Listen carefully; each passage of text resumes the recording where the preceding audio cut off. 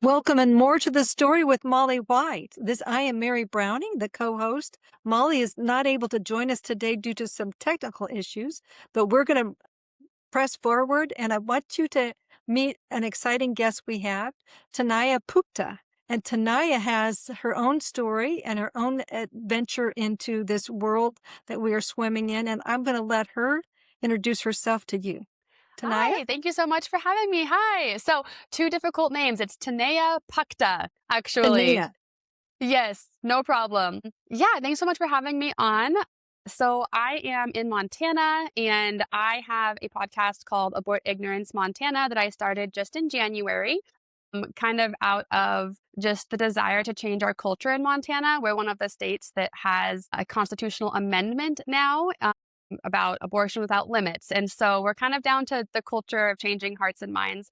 And so I have that podcast. I'm also a wife and a mom of a beautiful son who is almost a year old. I love that calling in life. And then we get to help participate in just spreading information about abortion and helping heal men, women, and families around that subject of abortion. So how is it that you, Tanaia, stepped into this area? Yeah, I never planned it, to be honest. I didn't even know what abortion was until my early 20s. And I was actually at a young adults group that I attended, very spirit filled. And I ended up just having an encounter with the Lord where he just revealed to me what abortion was. And I almost cry every time I think about it. It just totally broke my heart.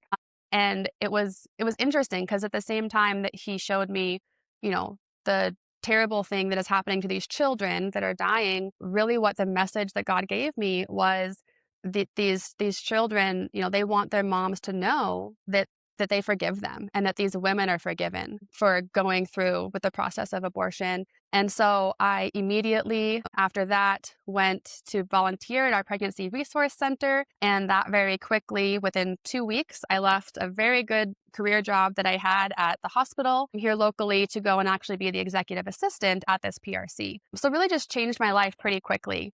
And that was kind of my entry into the whole world of pro-life. That's fascinating, that whole experience where God sort of interrupted your story and Yes, yes, it was.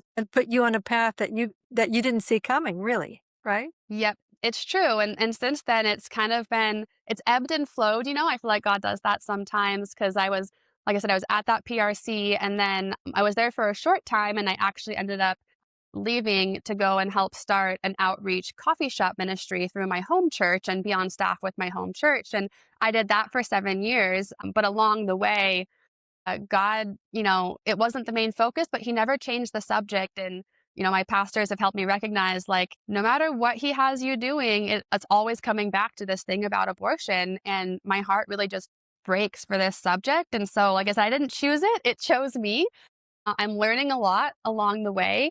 And I'm just in awe of what God is doing through the movement and how much he really does want to reach men, women, and families to reveal what abortion is and then bring healing from that revelation. Now, one of the ways you are reaching people is through your podcast. And can you tell me how you came up with that name? Sure. Yeah.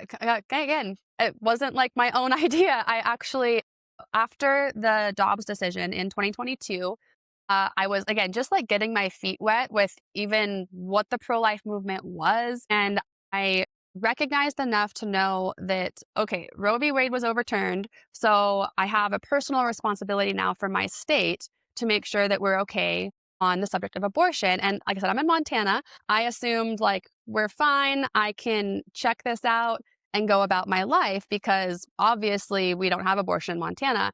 And I was so shocked and even a little disturbed to find out just how broad the access was to abortion in our state. So anyway, from that kind of realization and research I was doing, I started just by writing an article that was going to simply go like on Facebook and into like our church bulletin. So just like a very small audience. And as I was writing that article at the end of it, that name, Abort Ignorance Montana, just flowed out of me onto the page. And so I took note of that as well. And I considered starting the podcast under a different name because abort ignorance can be a little abrasive sometimes, but I also feel like it's accessible to everyone, because it doesn't just have to be about abortion. So I felt like I said that just flowed out of me. And so I've tried to stick to that name simply because I think that there's some access that some doors that that name even can open to people of what does abort ignorance mean? What's it about? So Very interesting.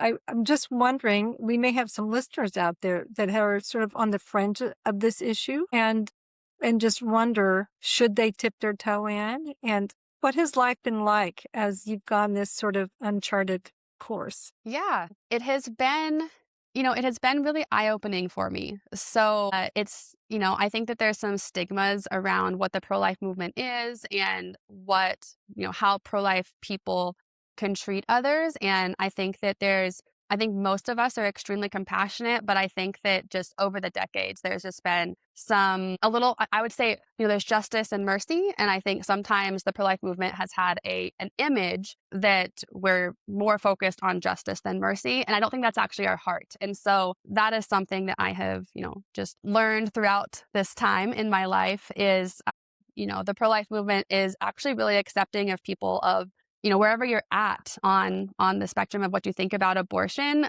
We just want to have conversations about it, and we don't need to be right. We just want to bring the truth because we want people to be able to know for themselves that the baby in the womb is a person and it is a life that is ending whenever abortion happens. So if someone is out there listening and they've had some kind of a similar encounter, because you had that sort of that, I'll just call it an arresting encounter when you were young that sort of opened your eyes. And if someone else is out there and they're sort of wondering, should I even pay attention to that? What would you say to that person? I would say absolutely lean into that. So the best place to be, the safest place to be, and the most rewarding place to be is in God's will.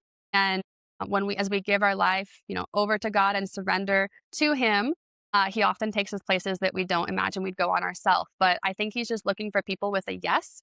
And I can tell you, I am not the most qualified. I am not the most educated. I'm not the most tech savvy. And so, thank God I married a musician who knows something about sound, because I don't even know how I'm recording my own podcast from home. I have an iPhone.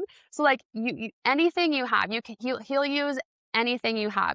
There's a saying that we have among some of my friends. There's actually a song about it called "A Coin in Your Pocket." And, even if I'm just a nickel, but I'm a coin in God's pocket, He's going to spend me. And so He will spend you. So if you have any type of, inkling to get involved, or He's calling you into something, especially regarding this movement, I would say just say yes, and you'll be surprised where He takes you, even if you're unqualified or you think you're unqualified. That's good because you're probably more qualified. Just the yes means a Exactly. lot, doesn't it, Tanaia? It does. Well, have you found the course you're on to be, well, I'll just say this. One of the things I've learned is that the path I'm on with God is so much more interesting and adventurous than one I would have charted for myself.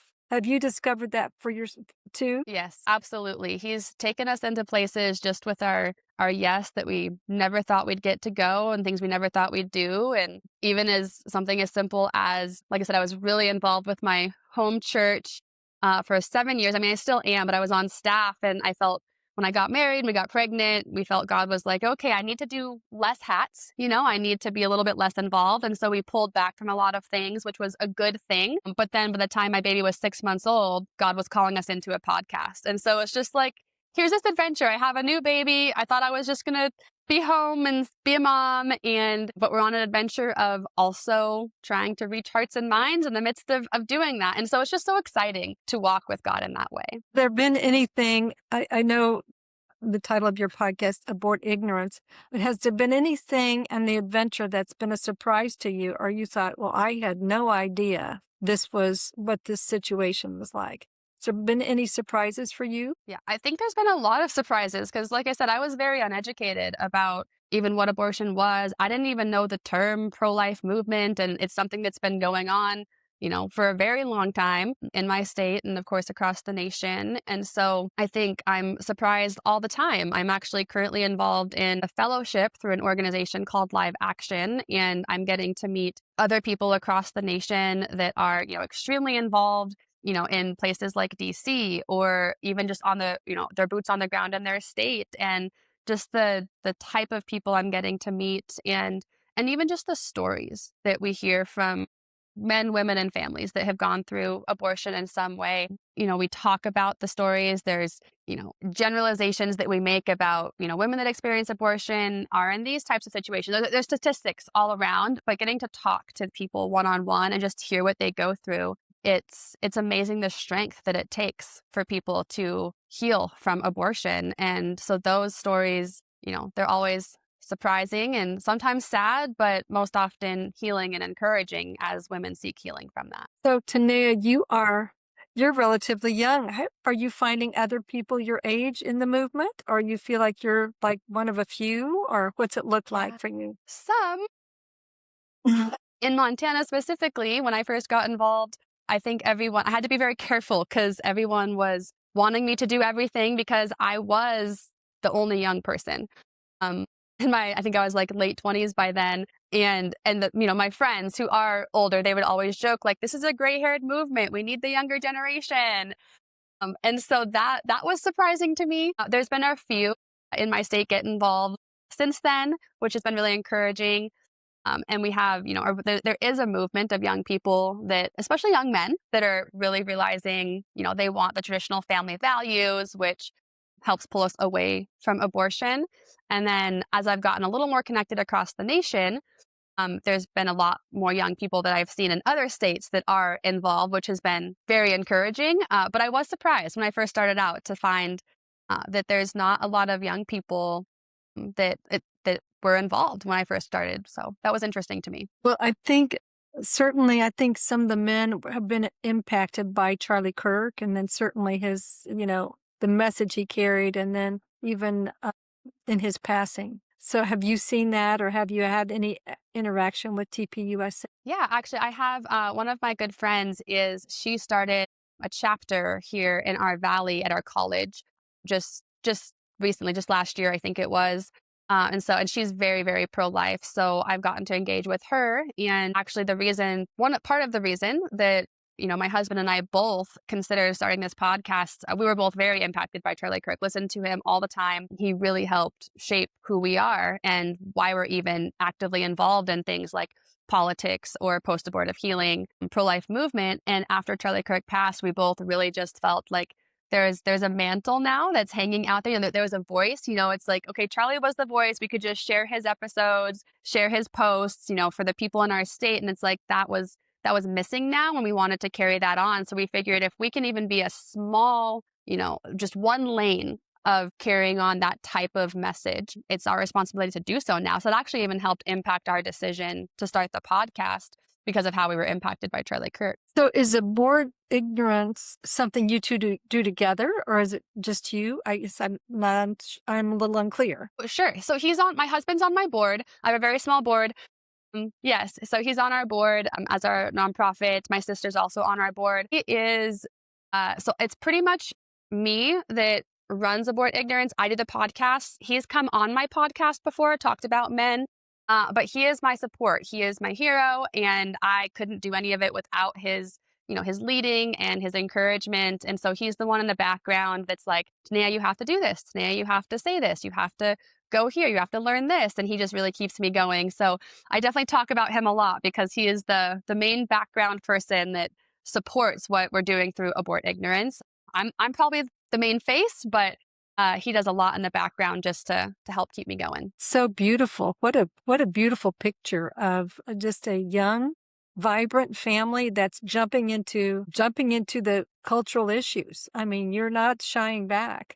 That's one of my, I would say, pet peeves, is this whole notion of the separation of church and state. And I just did some examination of that today at the request of a friend. And the separation of church and state is not in our Constitution. A lot of people think it is, but it isn't. And you probably know that. I think Charlie probably addressed that issue a few times.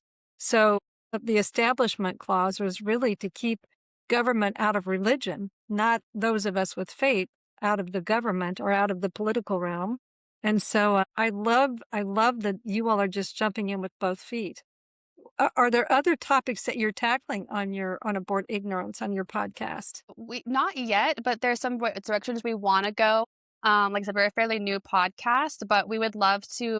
I'm extremely passionate just about fertility in general and things like natural family planning and restorative reproductive medicine. We have a personal journey with those topics, and they really tie into even just the movement with birth control that started the slippery slope that got us to abortion. And so we're looking at diving into some of those topics in the future and just anything we can do even to support motherhood and families and just encourage, the nuclear family and parenting. Well, I just met someone over last week, actually, that is working on the restorative reproductive medicine issue and the natural family planning. And I am glad you're looking at talking about that. I think that really deserves to have more conversation because so many people that are battling infertility, the issues are jumping into the IVF boat when there are other healthier boats available, but they're not very well known yet. And so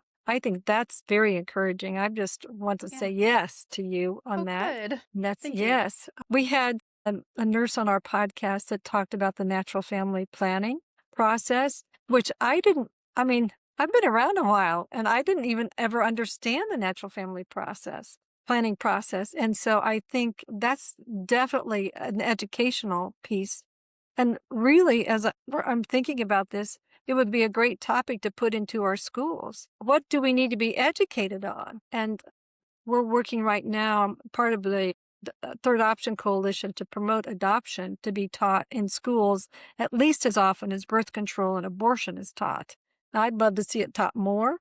But as you're talking about that, it's dawning on me, we need to be educating even our younger people, at least middle school and up, about their bodies and the natural process, and not so much about natural family planning there, but maybe by high school and college, letting people know the truth about their bodies. So that's interesting. Yeah, That's and I good. I completely agree with that. That's actually something that I don't know how far I'll get by the end of the year, but I'm tackling that as part of my fellowship that a part of is the project that I'm planning to work on is developing some type of curriculum that includes maybe there's already one out there, and then if so, I'll find it. But if not, I like to develop a curriculum that goes over what you just said. Just what is our cycle? What do our hormones do? Just the process that I learned in my mid 20s, of even how a cycle works. It's so beautiful how God made our bodies, and I think it adds a lot of just value to how we're made and who we are, which then adds value to life in general. And so if we can start teaching those things, even in starting in like homeschools and private schools, and then eventually getting into the public sector, I think it's really vital information for young men and women to understand how those processes work, because then they can even understand, okay, if I do choose birth control or abortion, how does that affect my physical body even, and what are the repercussions there? Have you delved into the topic of Rh negative? Not in depth. I'm familiar with it, but I'm not in depth. Well, you have a baby, so they may have checked when your son was born about whether or not your bloods were compatible. And as I understand it, if the mother's Rh negative, unless her baby is also Rh negative, then the mother will consider the baby a foreign object. And so future children, I think the mother has to have some shots or some kind of at that point so that she doesn't reject the next baby that comes if the baby's. And so we don't we don't talk about that related to abortion, but I had an abortion when I was 18. That was my firstborn, and nobody talked about the blood type and whether I needed to have those shots. And when we talk about this in the arena of healthcare, I think women and young girls ought to know the bigger picture in terms of ramifications to the potential fertility risks they're taking. And because many women have miscarriages and never are able to carry again. But I don't even know if they connect the dots with. And so I just wondered if you had thought about that issue but Yeah, I've it's loved, definitely go ahead. something to think about. And I was just I just actually just recorded a podcast sharing some more information about the abortion pill, and right on the FDA label of mifepristone, which is the first pill that you take with a chemical abortion, it causes, not every time, but it can cause later pregnancies to have that RH factor where your body will then reject your later babies. So it like changes that RH negative or positive in your body just from taking the abortion pill. And so I do think it's something that women should be educated about and aware of as, a side effect of the abortion pill, as well as just that can happen in pregnancy and it's linked to abortion even. I'm really glad that you're looking that closely because especially with and getting the information out there, especially with the ease of access for the mifepristone and not exactly knowing the long-term effects on fertility. If there is, I have a sneaking suspicion that that's part of our infertility challenge in our country this time. And I spoke to a researcher. He works with rats, and he was examining the effect, the impact of mifepristone on the rat mothers. And it wasn't conclusive, and he didn't have the results in, but he was seeing, at least anecdotally in the beginning, the second generation was having infertility issues. So if I'm a Wow. rat mother and I took the mifepristone, and later I had some baby girl rats, they could have an infertility challenge. And so I just think we're playing with fire here. Yeah. Yeah, I think And it's it's true. I don't think any of it's been researched enough. And I think that you could even throw just hormonal birth control in that same basket as far as infertility issues and hormonal issues that it causes. Because you dive into how hormonal birth control works, it essentially sends your body into menopause, and that's terrible for a young woman's body. And so I think that that's what mifepristone is a high dose of progesterone. So it's messing with your natural hormones. And I wouldn't be surprised if there was generational effects of that. So I agree that it's playing with fire without knowing more about it. so, and I'm glad that we have your energy in this space. So you're working with Live Action, or you're doing an Yes, internship with them. Is that what you said? it's a fellowship that A they just fellowship. started. Yeah, so it was the first year that they started it, and it's been really educational. So what kind of things have you done? Yeah, so it started at the beginning of this year, and they gathered instructors for us within different topics. So natural law, bioethics, restorative reproductive medicine, what else? Just all kinds of things, even like how to do advocacy and legislative. And so we did reading, lots of assigned reading, and then educational lectures, as well as then we did an in-person summit that we just went to at the beginning of June and heard from the same lecturers and some more and just learned a lot more, connected with each other. And then the fellowship ends at the end of this year with a capstone project, they call it. And so we're working, each fellow, there's 50 of us, works on some big project with some resources from Live Action to help us along that should give back into be a resource for the whole movement to utilize. And so it's a really great program. It sounds wonderful. I have to say, Live Action really does lead out well on a lot of issues. And so that's exciting. That's very exciting, actually. I was thinking I went to a Live Action summit last July, August-ish, and a lot of the information isn't really open for the public. But I met it. I can't remember if I met her, but I heard an author speak there, and the title of her book was Hannah's Children. Have you ever heard of that book? It's a fascinating book. I didn't buy it, but I did buy it on Audible, so I listened to it. And it was really talking about the decision making of couples that have large families, defined as 5 or more. And it was a really fascinating. But one of the takeaways in that she talked about was because they interviewed people from around the country, like I think 50 or 75 moms, and sort of about how did they come to make that decision. And several of them made the observation that once you pass 3, it's like, I no big heard deal. that. Yeah, Isn't that wild? I know. It's crazy. Yeah, I just thought that was completely, and the author herself has a number of children. And but anyway, she talked about the advantage of to the children learning how to get along, learning how to think about somebody else, learning how to contribute and being expected to contribute because everybody needed to. And so it was just a beautiful story. So I'll just recommend that to you. young Yeah, mother. thank you. If you're, I don't know if you all are thinking of having a big family or not, but We would like anyway, to. We'll see what God has, but we hope yeah. to make it at least to the 4, if not the 5 mark, so we'll see.